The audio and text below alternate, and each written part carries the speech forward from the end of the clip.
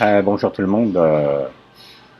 Alors, pour la première fois, on va essayer de faire ensemble, on va pas essayer, on va faire ensemble, je pense, un des cours de l'école du maître. En fait, le cours numéro 9, qui est le dernier pour le certificat. Donc, on aura, je pense, plusieurs étudiants de plusieurs endroits. Je pense déjà de la France, peut-être aussi de l'île Maurice, peut-être du Québec, en tout cas quelques-uns.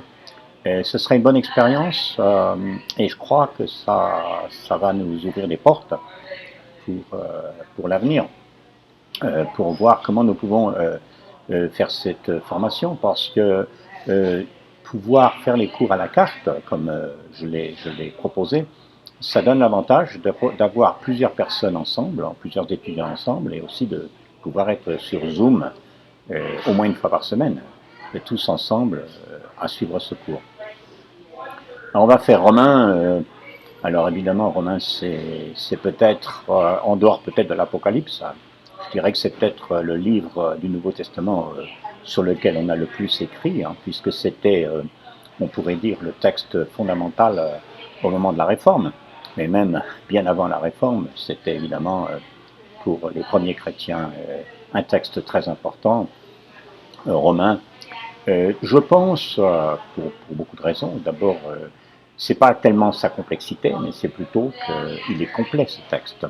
On a Éphésiens, on a Colossiens qui parlent de certains aspects de la foi, mais là, dans Romains, on a quelque chose, on a une description de la foi, de la vie chrétienne même, qui est complète. Bon, pas complète, peut-être complètement d'une manière absolue, mais complète dans le sens où tous les principaux aspects de ce qu'il faut comprendre concernant l'œuvre du Christ, concernant la rédemption, concernant le salut est là.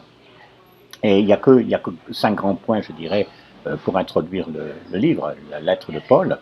D'abord, l'universalité, c'est très important, l'universalité, qu'on aille du premier chapitre au dernier chapitre. Bien sûr, vous savez que l'apôtre Paul dit, je me dois à tous, hein, je me dois aux Grecs, aux barbares, je me dois aux ignorants et à tous les autres. Mais je veux dire, il y a ce côté universel de la foi et même, je dirais, ce côté universel de l'Église.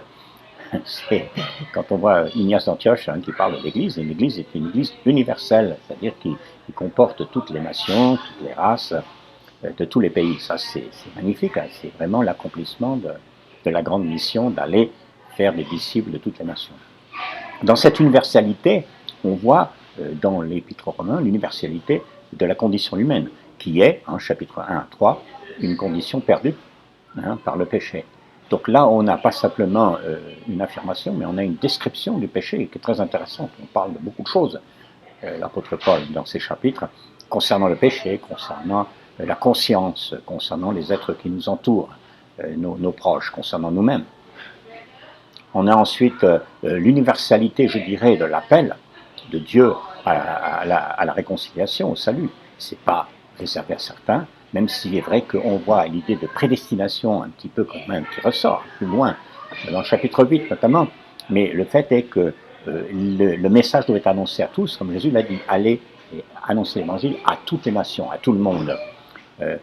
Tous sont dans le péché, tous sont séparés de Dieu, tous doivent entendre, il faut aller vers toutes les nations, vers tout le monde. Et la justification est offerte à tous, que l'on soit juif ou non juif, tout le monde est appelé à ce salut. La réconciliation est offerte à tout le monde. Et donc on voit cette réconciliation, cette justification, un terme d'ailleurs, je pourrais dire technique, un terme légal, qu'il ne faut pas oublier, le langage légal de Paul, et surtout dans l'Épître aux Romains, est important, on en parlera, le chapitre 4 et 5, bien sûr, qui nous introduit aussi au chapitre 6, 7 et 8 à cette vie, non pas seulement d'une personne réconciliée, justifiée, mais d'une vie de sanctification.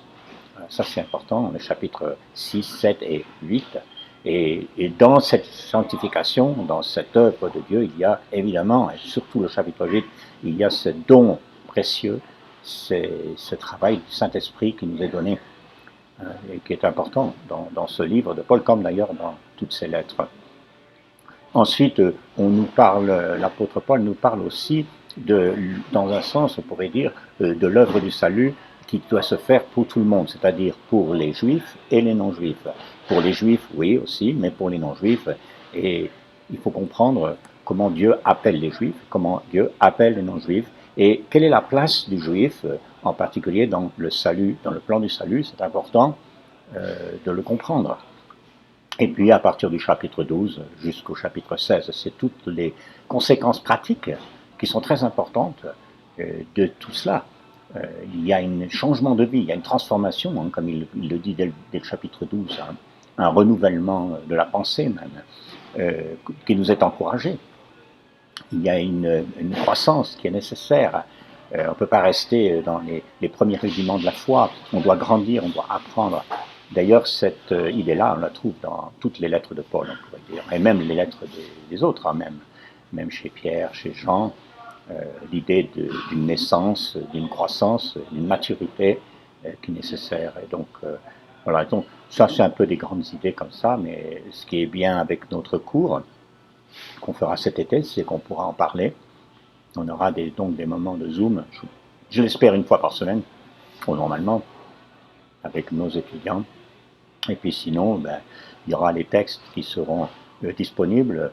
Et puis on fera ensuite le reste, des petites dissertations qui sont demandées de chacun, sont nécessaires. Une interview personnelle, un petit examen personnel aussi avec les questions habituelles qu'on pourrait avoir. Et puis il y aura aussi avec ce cours un PDF, le commentaire qui accompagne le cours.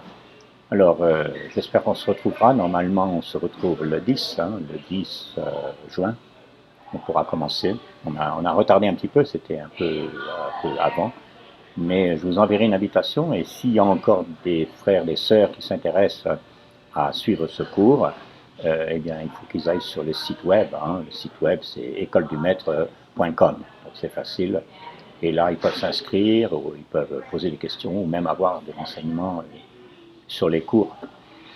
Eh bien, bon courage et puis on se retrouve assez vite dans quelques jours pour suivre ce cours ensemble.